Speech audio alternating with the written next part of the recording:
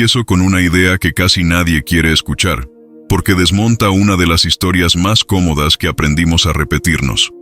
La mayoría de las personas que caminan solas no lo hacen por valentía, sino porque en algún punto dejaron de aceptarse a sí mismas a cambio de compañía. No es una frase bonita. No busca elevarte, busca incomodarte, porque contradice esa imagen romántica del solitario fuerte, independiente, libre de ataduras. Más adelante entenderás por qué esa imagen es tan seductora y tan peligrosa. Desde fuera, la soledad suele interpretarse como una elección noble. Se le atribuyen palabras grandes: autonomía, autenticidad, carácter. Pero hay una diferencia silenciosa entre estar solo y haber dejado de negociarse. Una diferencia que no se nota en las fotos, ni en las frases bien escritas, ni en los silencios aparentes. Esa diferencia se esconde en decisiones pequeñas, casi invisibles, tomadas mucho antes de que la soledad se volviera evidente. Porque nadie despierta un día diciendo: hoy voy a traicionarme un poco para no quedarme solo. Eso ocurre de forma más lenta, más discreta. Empieza cuando aprendes qué partes de ti generan fricción y cuáles generan aceptación. Cuando notas qué opiniones incomodan, qué silencios se celebran, qué rasgos tuyos hacen que alguien se quede y cuáles hacen que se vaya. Al principio no parece una traición, parece adaptación, inteligencia social, madurez incluso. Más adelante vas a entender en qué momento exacto deja de ser eso. El problema es que el ser humano no negocia solo con palabras. Negocia con gestos, con silencios, con concesiones internas que nadie más ve. Aprende pronto que pertenecer tiene un precio, aunque rara vez se exprese en voz alta. Y como casi nadie te advierte de ese costo real, terminas pagándolo sin darte cuenta. Primero cedes detalles, luego cedes criterios, después cedes intuiciones. Hasta que un día te sorprendes a ti mismo defendiendo versiones de tu vida que no reconoces del todo. En ese punto, todavía no estás solo. Estás rodeado, acompañado, integrado. Pero ya has empezado a perder algo más difícil de recuperar que la compañía: la coherencia interna. Y eso no genera dolor inmediato. Genera una incomodidad sorda, una tensión de fondo que se normaliza con rapidez. Te dices que así funcionan las cosas, que nadie es totalmente auténtico, que adaptarse es parte de crecer, que exageras. Siempre hay una explicación razonable para no escuchar esa fricción interna. Más adelante entenderás por qué esa fricción nunca desaparece, solo aprende a quedarse callada. Con el tiempo, ese intercambio se vuelve automático. No necesitas que nadie te pida nada. Tú mismo anticipas lo que conviene mostrar y lo que conviene ocultar, lo que conviene decir y lo que conviene suavizar. Te conviertes en un excelente lector del entorno, pero en un pésimo intérprete de ti mismo. Y eso, curiosamente, suele ser celebrado. Se llama ser fácil de tratar, flexible, comprensivo. Nadie te advierte que esa facilidad tiene un desgaste acumulativo, porque cada vez que eliges no decir algo para no incomodar, algo dentro de ti aprende que su función es adaptarse, no existir, y eso deja huella. No una herida visible, sino una forma particular de cansancio. Un cansancio que no se quita durmiendo ni desconectando. Un cansancio que aparece incluso en medio de conversaciones, risas, planes compartidos. Estás ahí, pero no del todo. Y aquí ocurre algo curioso. Cuanto más tiempo pasas negociándote para pertenecer, más miedo desarrollas a quedarte solo.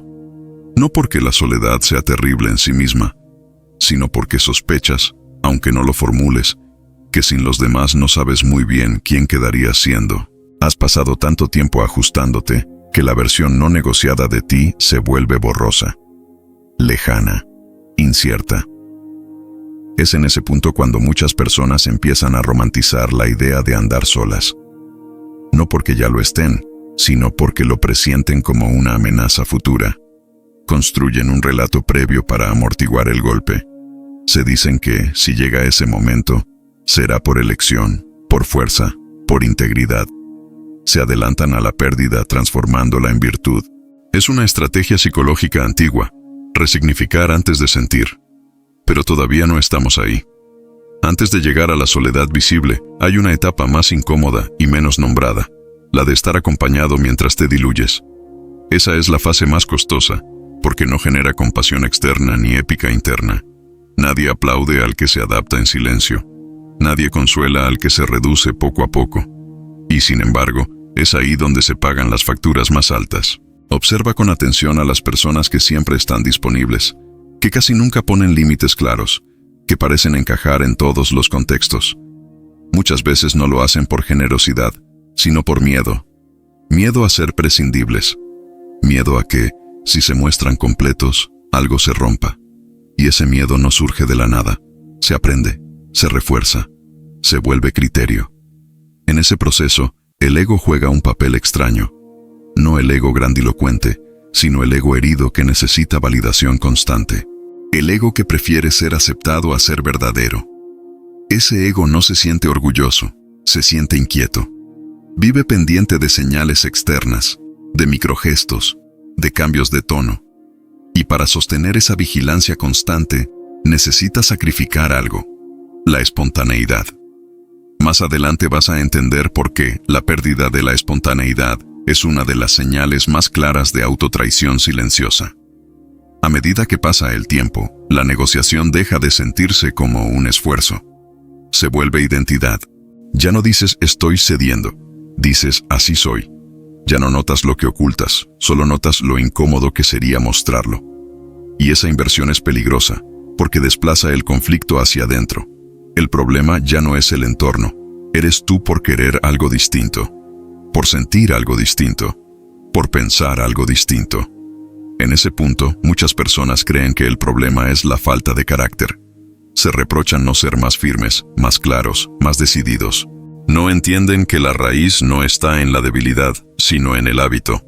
En el hábito de haber convertido el vínculo en una transacción constante. En el hábito de medir el propio valor según la respuesta ajena. Y así, casi sin darse cuenta, se llega a una paradoja, rodeado de gente, pero profundamente solo. No porque falten otros, sino porque falta uno mismo. Esa soledad no se reconoce fácilmente, porque no encaja con la definición clásica. No hay abandono explícito. No hay ruptura clara. Hay algo peor, una presencia constante que no termina de tocarte. Es aquí donde muchos comienzan a fantasear con la idea de retirarse, de caminar solos, de cortar con todo. No como un acto reflexivo, sino como una huida tardía. Creen que la soledad futura compensará la negociación pasada, que al quedarse solos, recuperarán automáticamente lo que se dieron. Pero esa suposición es frágil y peligrosa, porque andar solo no devuelve, por sí mismo, lo que se entregó a cambio de pertenecer. A veces solo deja al descubierto el vacío que esa entrega fue creando. Y ese vacío no se llena con silencio externo. Se enfrenta con algo más incómodo. La pregunta de en qué momento empezaste a cambiarte por compañía y por qué te pareció razonable hacerlo. Todavía no voy a responder eso. No ahora. Más adelante vas a entender por qué esta pregunta incomoda tanto y por qué casi nadie se detiene a escucharla de verdad.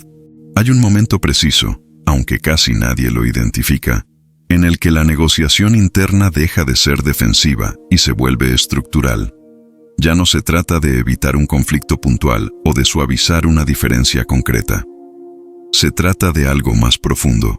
Reorganizas tu identidad alrededor de lo que garantiza permanencia. No estabilidad emocional, no conexión real, sino permanencia. Que no se vayan, que no te excluyan, que no te conviertas en una incomodidad. Ese momento no llega con drama, llega con lógica, con argumentos razonables. Te dices que elegir tus batallas es madurez, que no todo merece ser dicho, que adaptarse es parte de convivir, y todo eso es cierto, hasta que deja de serlo. El problema no está en ceder una vez, está en no recordar cuándo fue la última vez que no cediste, porque cuando el criterio principal deja de ser lo que consideras verdadero y pasa a ser lo que resulta aceptable, algo se invierte. Ya no evalúas las situaciones desde dentro hacia afuera, sino desde fuera hacia adentro. Primero mides el clima, luego ajustas tu respuesta, y solo al final, si queda espacio, te preguntas qué sentías realmente. Esa secuencia, repetida cientos de veces, reeduca tu mente. Empiezas a asociar tranquilidad con aprobación, seguridad con ausencia de fricción, y poco a poco, sin que nadie te lo pida, desarrollas una aversión casi física al desacuerdo. No porque temas discutir, sino porque temes lo que el desacuerdo podría significar. Distancia, frialdad, reemplazo. El miedo no es al conflicto, es a la pérdida simbólica. Más adelante vas a entender por qué ese miedo no se resuelve siendo más sociable ni más comprensivo. En esta etapa, muchas personas confunden control con armonía. Creen que si logran anticiparse, ajustarse, leer bien el entorno, podrán evitar el abandono. Se vuelven expertos en microajustes, en tonos, en tiempos, en silencios estratégicos. Desde fuera parecen emocionalmente inteligentes. Desde dentro viven en vigilancia permanente. Y la vigilancia cansa. Siempre. Ese cansancio no se expresa como agotamiento evidente. Se expresa como irritabilidad difusa, como cinismo suave, como una desconexión que no sabes explicar. Te descubres reaccionando con frialdad donde antes había interés, con distancia donde antes había curiosidad. No porque ya no te importe nada, sino porque cuidar tanto el vínculo te dejó sin energía para habitarlo. Aquí ocurre algo que casi nadie admite: empezar a desear la soledad no como espacio de claridad, sino como descanso del personaje que te convertiste para pertenecer. No quieres estar solo para escucharte. Quieres estar solo para no tener que actuar, para no tener que medir, para no tener que traducirte constantemente. Pero incluso ese deseo suele ser negociado. Te dices que es temporal, que es solo cansancio, que luego volverás a ser el de antes. No notas que el de antes ya no existe de la misma manera, no porque haya muerto, sino porque fue archivado, guardado como una versión poco funcional para la vida actual. Y aquí aparece una trampa sutil. Empiezas a definirte por lo que soportas, por lo que toleras sin quejarte, por lo que aceptas sin hacer ruido. Confundes resistencia con fortaleza, silencio con profundidad. Y desde fuera, de nuevo, eso suele ser aplaudido. Nadie sospecha que esa fortaleza está construida sobre una renuncia constante. Con el tiempo, esa renuncia deja de doler de forma consciente. Se vuelve norma. Ya no piensas «esto no me gusta», piensas «así son las cosas». Esa frase es una de las más peligrosas que puede aprender una mente, porque clausura la posibilidad de revisión. Convierte una adaptación temporal en una verdad definitiva. Más adelante entenderás por qué esa frase suele aparecer justo antes de los quiebres silenciosos. Mientras tanto, el sentido de pertenencia que obtuviste empieza a mostrar grietas. No externas, sino internas. Te das cuenta de que, incluso siendo aceptado, algo no encaja del todo. Las conversaciones no te atraviesan. Los vínculos no te sostienen. Estás presente, pero no implicado. Y eso genera una forma extraña de soledad. No la del que no tiene a nadie, sino la del que no puede apoyarse en nadie sin dejar de ser él mismo, porque ya no sabe bien quién es. Es en ese punto cuando muchas personas comienzan a idealizar la idea de romper con todo, de irse, de cortar, de andar solos. Fantasean con una versión futura donde, por fin, no tengan que negociar, donde nadie espere nada, donde puedan ser ellos mismos sin consecuencias. Esa fantasía cumple una función. Pospone la confrontación real. Porque la confrontación real no es con los otros, es con el hecho de haber enseñado al mundo una versión negociada de ti. Una versión que funciona, que encaja, que es fácil de integrar. Y deshacer eso no es tan simple como irse, porque incluso a solas esa versión sigue operando, sigues midiendo, sigues ajustando, aunque no haya nadie mirando. Aquí aparece una verdad incómoda que solemos evitar. No todo el miedo a la soledad es miedo a estar sin otros. Parte de ese miedo es miedo a quedarse a solas con uno mismo sin el amortiguador del rol social, sin la distracción del intercambio, sin la excusa de la adaptación. Y ese miedo no se resuelve cambiando de entorno. Más adelante vas a entender por qué hay personas que se quedan solas y, aún así, siguen negociándose internamente. En este punto del proceso, el autoengaño suele tomar una forma sofisticada. Te dices que ya elegiste, que no necesitas a nadie, que prefieres la tranquilidad a los vínculos complicados, que andar solo es una decisión consciente.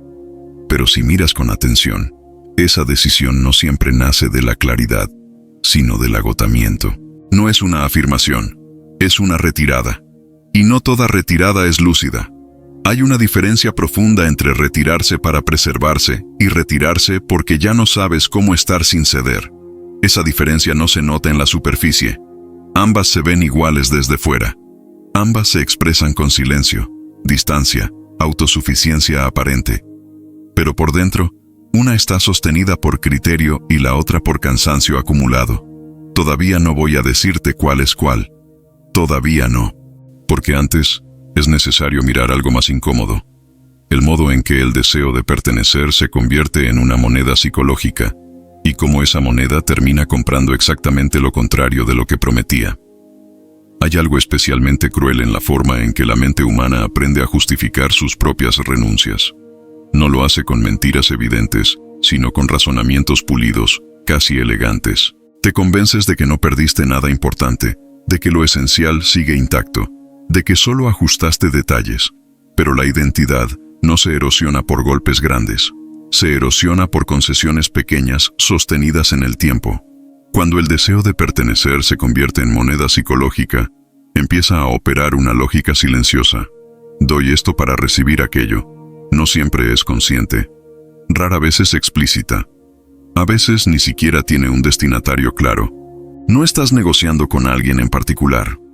Estás negociando con la posibilidad abstracta de no quedarte fuera, con la idea de no ser reemplazable, con el temor de no importar. Esa moneda funciona mientras el intercambio parece equilibrado, mientras la aceptación recibida compensa la incomodidad interna. Pero toda moneda se devalúa cuando se imprime en exceso. Llega un punto en que das cada vez más y recibes cada vez menos. No porque los otros sean crueles, sino porque tú mismo enseñaste que tu presencia era flexible, ajustable, intercambiable. Y el mundo aprende rápido. Aquí aparece una sensación difícil de nombrar. Empiezas a sentirte necesario, pero no elegido, útil, pero no imprescindible, integrado, pero no reconocido en profundidad. Y eso duele de una forma particular, porque no hay a quien reclamarle. Nadie prometió verte completo. Nadie exigió que te fragmentaras. Fuiste tú quien ofreció esa versión funcional de ti. Más adelante vas a entender por qué esta forma de dolor no genera rabia inmediata, sino una tristeza seca, sin lágrimas. A medida que esta dinámica se consolida, el vínculo con uno mismo se vuelve instrumental. Te tratas como un medio, no como un fin. Te preguntas menos qué quieres y más qué conviene, menos qué sientes y más qué encaja. Esa forma de autorrelación no es neutral. Produce una distancia interna que, con el tiempo, se convierte en desconexión. Y la desconexión interna tiene consecuencias. Empiezas a vivir de manera reactiva. No decides desde un centro claro, sino desde estímulos externos. Una aprobación te anima. Un gesto ambiguo te inquieta. Un silencio ajeno te desarma. Tu estado interno se vuelve dependiente de factores que no controlas. Y eso genera una ansiedad sutil, constante, difícil de rastrear hasta su origen. En este punto, muchas personas creen que el problema es la intensidad emocional. Intentan volverse más frías, más racionales, más desapegadas. Confunden el síntoma con la causa. No ven que la sensibilidad no es el problema. El problema es haber desplazado el eje de validación demasiado lejos de uno mismo. Más adelante vas a entender por qué intentar endurecerse solo profundiza la fractura. Cuando esa ansiedad se acumula, aparece una necesidad urgente de recuperar control. Y como el control interno parece difuso, se busca control externo. Rutinas estrictas, límites rígidos, aislamiento selectivo. Empiezas a reducir el mundo para reducir la fricción, a elegir menos para equivocarte menos, a exponerte menos para no sentirte tan vulnerable. Desde fuera eso puede parecer disciplina. Desde dentro, muchas veces es una estrategia de contención. No estás eligiendo la soledad por claridad, sino porque el vínculo se volvió un terreno donde siempre pierdes algo. Y retirarte parece la única forma de dejar de sangrar lentamente. Pero aquí ocurre una ironía profunda.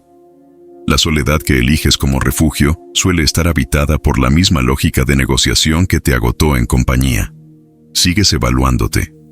Sigues juzgándote. Sigues exigiéndote coherencia con una versión ideal que tampoco existe. Solo que ahora no hay otros que amortigüen esa exigencia. Es entonces cuando algunas personas descubren que estar solo no trae alivio inmediato, sino amplificación. Se amplifican las dudas, los reproches, las preguntas no respondidas, y sobre todo, se amplifica una sensación incómoda, la de haber vivido mucho tiempo según criterios que no eran del todo propios. Aquí es donde muchos retroceden, regresan a vínculos conocidos, a dinámicas antiguas, no porque sean buenas, sino porque son familiares, porque al menos ahí el rol está claro, porque al menos ahí la negociación ya fue aceptada. Volver se siente menos arriesgado que quedarse a solas con la pregunta abierta. Más adelante entenderás por qué esta oscilación entre compañía y retiro se repite tanto. Hay un punto, sin embargo, en el que esa oscilación se vuelve insostenible. Ya no puedes seguir negociándote sin sentirte vacío, pero tampoco sabes cómo estar sin negociar.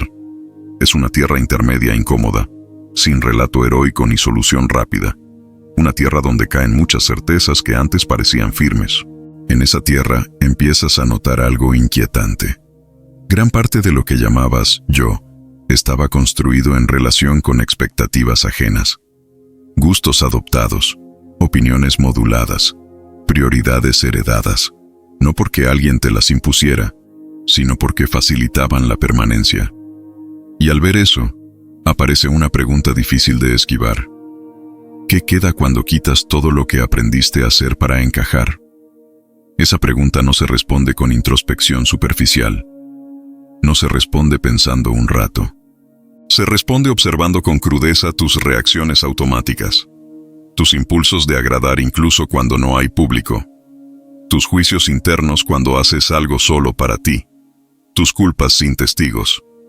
Más adelante vas a entender por qué este nivel de observación resulta tan incómodo que muchos prefieren cualquier distracción antes que sostenerlo. Porque sostenerlo implica aceptar una pérdida.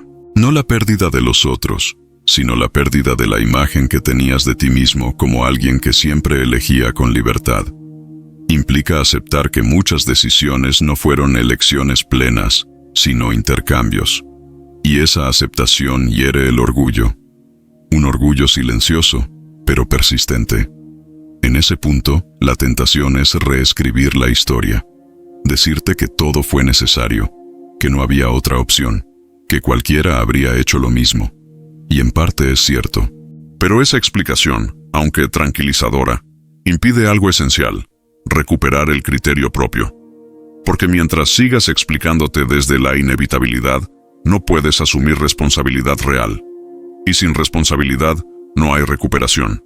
Solo repetición. Todavía no voy a cerrar este hilo. Todavía no. Antes es necesario atravesar el último tramo, el más delicado, comprender por qué no todo el que anda solo dejó de negociarse, pero casi todos los que dejaron de negociarse tuvieron que aprender a estar solos de verdad. Hay una confusión persistente que conviene desarmar con cuidado. No toda soledad es consecuencia de haber dejado de negociarse, pero dejar de negociarse casi siempre conduce, tarde o temprano, a una forma de soledad. No como castigo, como efecto secundario. Porque cuando el criterio propio deja de ser transable, muchas dinámicas construidas sobre concesiones implícitas simplemente no sobreviven.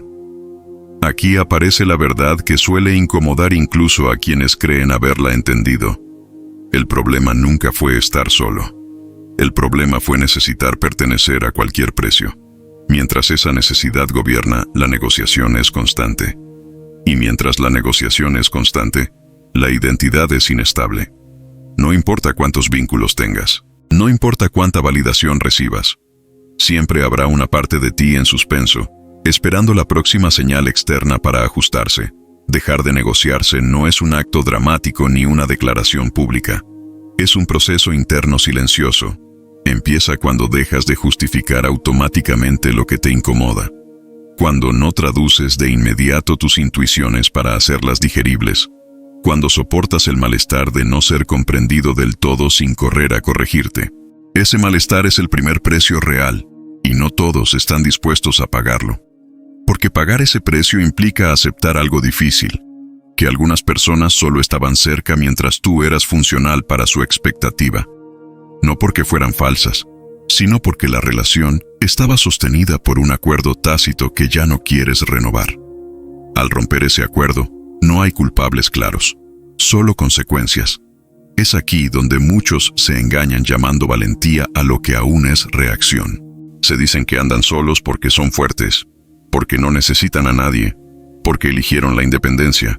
Pero si miras con precisión, esa narrativa a veces aparece demasiado rápido, demasiado pulida, demasiado defensiva, como si necesitara cubrir algo más frágil: el duelo por haber construido vínculos desde una versión negociada de uno mismo.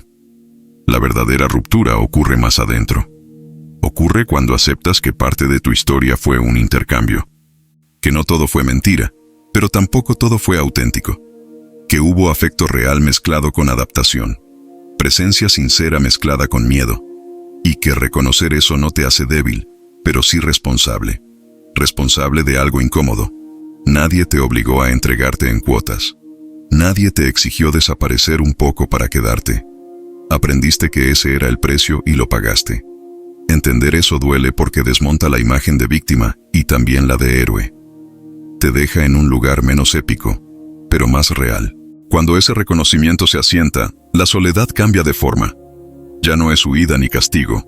Se vuelve espacio de ajuste fino. Un lugar donde empiezas a notar qué impulsos surgen cuando no hay intercambio posible. Qué deseos aparecen cuando no hay público. Qué miedos se intensifican cuando no puedes amortiguarlos con aprobación externa. En ese espacio, muchos descubren algo inquietante. Incluso solos, siguen negociándose. Se juzgan por no ser productivos, por no tener respuestas claras, por no encajar ni siquiera en su propia expectativa. Descubren que la negociación más persistente no era con los otros, sino consigo mismos. Con una imagen ideal de coherencia, de fortaleza, de claridad que nunca fue del todo real. Dejar de negociarse de verdad implica algo más radical: permitirte no ser aceptable ni siquiera para tu propio personaje. Soportar la disonancia sin resolverla rápido. No convertir cada incomodidad en relato. No buscar inmediatamente una identidad alternativa que también funcione. Quedarte ahí, sin intercambio, sin promesa, sin compensación inmediata. Ese es el punto donde la soledad deja de ser un estado externo y se convierte en una capacidad interna. La capacidad de no traicionarte para reducir la fricción. De no ajustarte solo para pertenecer. De no explicarte para ser digerible. Esa capacidad no te vuelve popular. Tampoco te vuelve invulnerable. Te vuelve íntegro. Y la integridad, aunque no haga ruido, tiene un peso específico que el entorno percibe. Aquí se revela finalmente la verdad central que estuvo orbitando todo este tiempo. Quien anda solo no es valiente por estar solo. A veces está solo porque dejó de ofrecerse como moneda, porque dejó de traducirse, porque dejó de rebajarse para no incomodar. Y ese gesto, que no busca aislamiento, suele producirlo como efecto colateral. No hay orgullo en eso. Tampoco hay épica. Hay consecuencias. Algunas relaciones se enfrían. Otras se disuelven sin conflicto. Algunas pocas se reconfiguran desde un lugar más honesto. Pero el punto no es el resultado externo. El punto es que ya no estás dispuesto a pagarte con partes de ti para comprar pertenencia. Eso no te hace mejor que nadie, pero te devuelve algo que habías puesto en suspenso: el criterio propio como eje. No como bandera, no como discurso, sino como referencia silenciosa desde la cual decidir. Decidir a quién acercarte. Decidir cuándo callar sin desaparecer. Decidir cuándo estar solo sin convertirlo en identidad. La mayoría de las personas no temen la soledad. Temen el momento en que ya no puedan negociar para evitarla. Temen quedarse sin la herramienta que usaron toda la vida para sentirse a salvo. Y por eso siguen intercambiándose incluso cuando el costo es evidente. Porque al menos así el miedo es conocido. Pero hay un punto en el que ese intercambio deja de ser sostenible. No porque te vuelvas más fuerte, sino porque te vuelves más consciente. Y la conciencia, una vez que se instala, no se puede desinstalar sin precio. Tal vez sigas estando solo. Tal vez no. Eso ya no es lo central. Lo central es que, por primera vez, la soledad, si aparece, no será el resultado de haberte perdido, sino la consecuencia de no haberte entregado. Y esa diferencia, aunque no se celebre, cambia por completo la forma en que caminas. No hacia los otros, hacia ti.